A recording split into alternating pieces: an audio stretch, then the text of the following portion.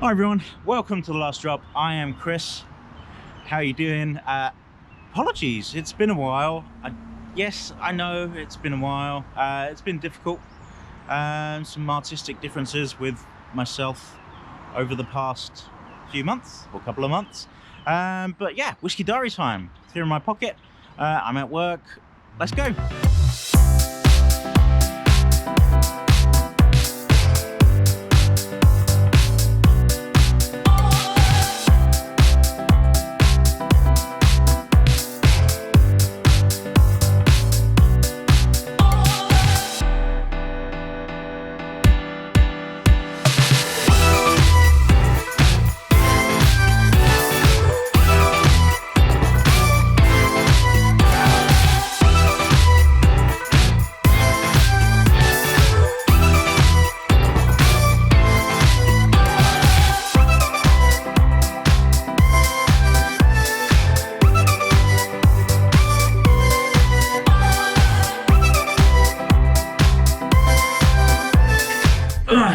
Right, let's get stuck in, shall we? Let's take my mask off, obviously. Right.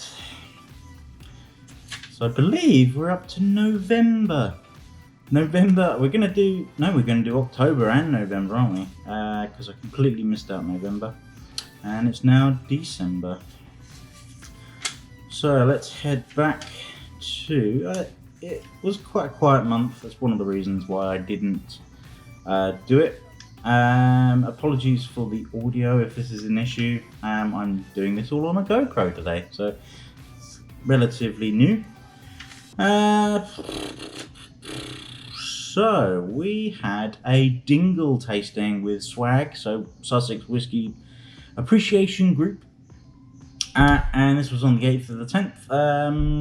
We started off with their new make. I don't really grade the new make on any of my videos, but it was nice, 65%, malty, fruity, tasty, bready nose, not too bad, pretty good. Then we had a single malt bourbon, finished cask, presumably, 46.3%. This was sweet, buttery, citrus, chewits going on in there. So if you're in the UK, you know what chewits are, or if you're of a certain age. It was light and bright, is what I put. I gave that 7 out of 10. Then we had the Dingle PX cask finish, 46.3% again. Much sweeter, obviously, with the PX. Pedro Jimenez sherry, if you're not aware of what PX is. Yeah, sherry notes in there, dark fruit, spicy, tasty, creamy, 7 out of 10 as well.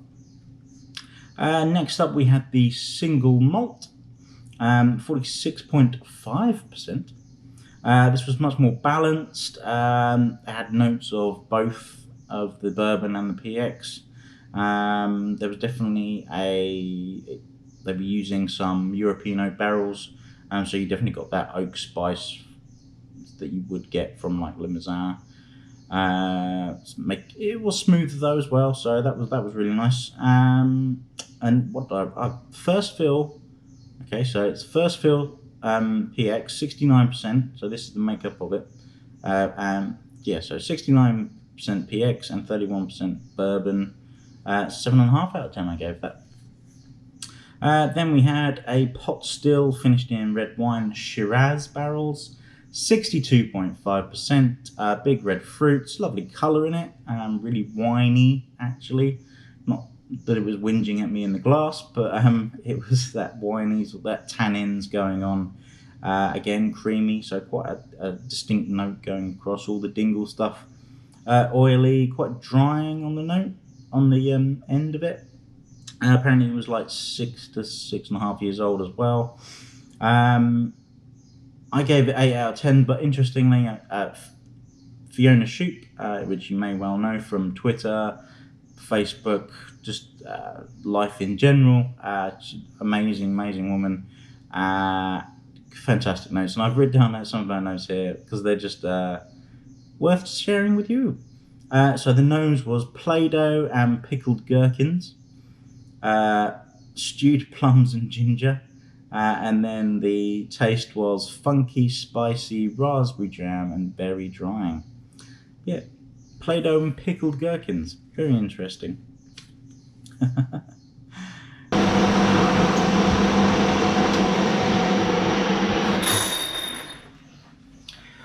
Okay, so next up, I was a bit lax with my dates and times on these sort of things.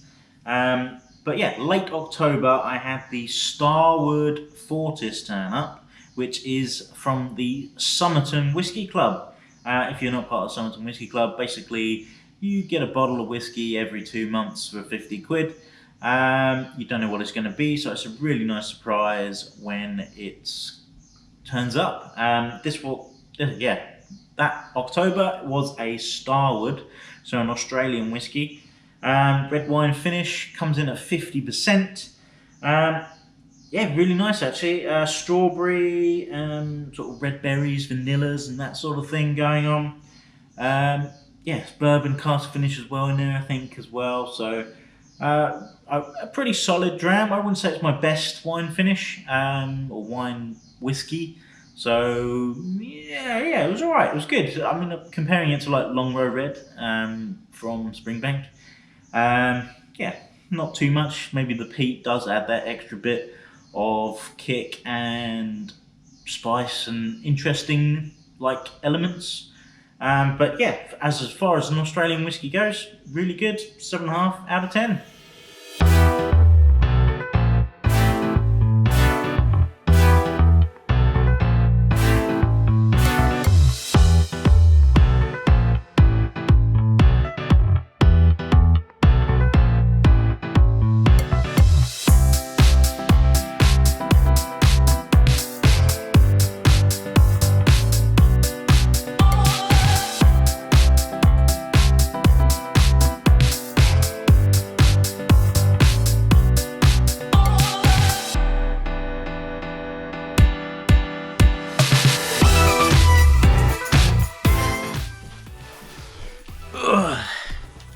Right, okay, next up, where are we? We are at, so on the 16th of November, so we've nipped into November now. Yeah, Starward was the last of the October. We had Mosgaard's tasting. So Mosgaard is a Danish distillery. Really interesting sort of tasting, really. They had live feed from the distillery. Had the head distiller there giving us an explanation, showing us a few casks in a sort of a warehousey thing, and their stills and so forth. Really low ceilings, so they were quite short, stubby little stills, which was really cool. Yeah, so we started off with their Oloroso Cask. This was 46.2%. This had caramel, pears, grapes, citrus tang going on. I thought it was okay, 7 out of 10. Next up we had a PX cask finish. So this was a 46.4% whiskey.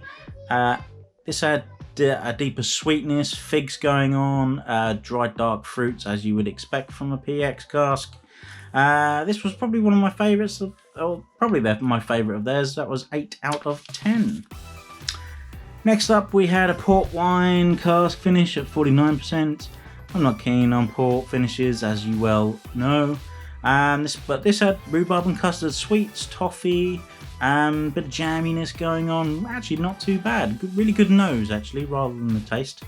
7.5 out of 10. So pretty good for a port finish from me. Then last but not least, we had a peated bourbon cask at 48.4%. This was light, lemony peat, that sort of citrusy note that you get from Lagavulin. Spicy, warming smoke at the end. Actually pretty good. Again, apparently it is bottled at 20 to 25 ppm, which is quite interesting. They tested it before and after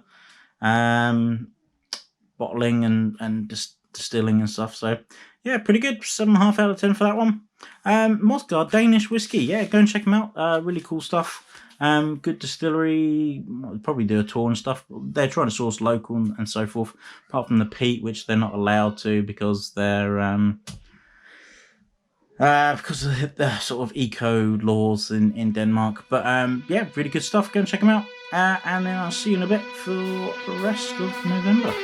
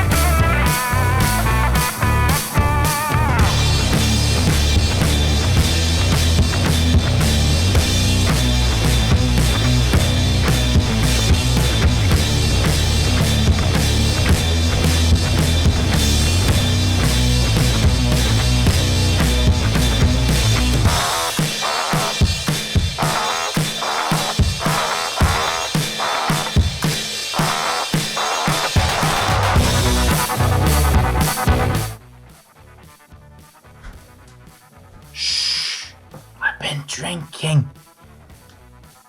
I think I got away with it though. Only joking. I have been out, obviously, as you've seen from the spoiler. I cut you off loose this evening. But let's head back to the 22nd of the 11th.